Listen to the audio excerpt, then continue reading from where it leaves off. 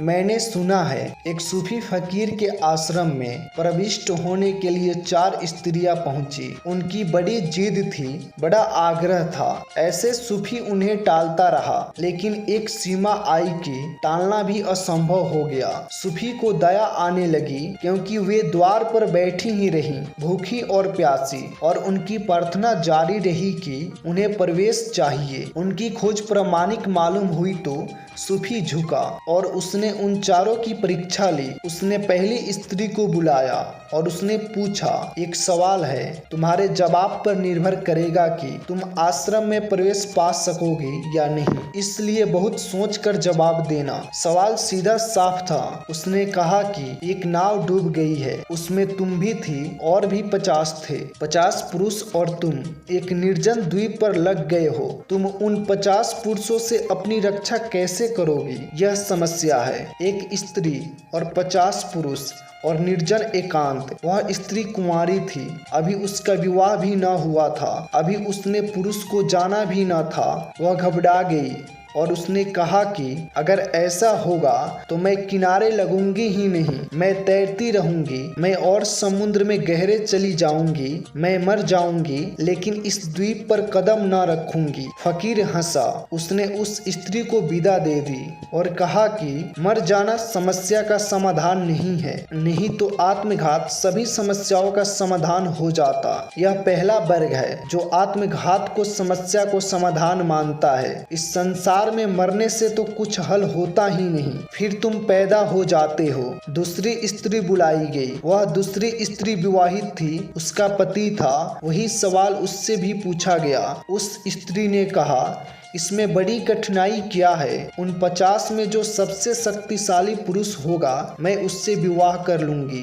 वह ये कि बाकी 49 से मेरी रक्षा करेगा। यह उसका बंधा हुआ अनुभव है, लेकिन उसे पता नहीं कि परिस्थिति बिल्कुल भिन्न है। उसके देश में यह होता रहा होगा कि उसने विवाह कर लिया और एक व्यक्ति ने बाकी से रक्षा की, लेकिन एक व्यक्ति बाकी से रक्षा नहीं कर सकता। एक व्यक्ति कितना ही शक्तिशाली हो, 50 से ज्यादा शक्तिशाली थोड़े ही होगा। रक्षा असल में एक पति थोड़े ही करता है स्त्री की। जो 50 की पत्नियां हैं, वह उन 50 को सीमा के बाहर नहीं जाने देती। फकीर ने उस स्त्री को विदा कर दिया और उससे कहा कि तुझे अभी बहुत सीखना पड़ेगा। इसके पहले कि तू स्वीकृति हो सके, तूने एक बात नहीं सीखी है अभी कि परिस्थिति के बदलने पर समस्या ऊपर से चाहे पुरानी दिखाई पड़े, भीतर से नई हो जाती है और नया समाधान चाहिए। तीसरी स्त्री बुलाई गई।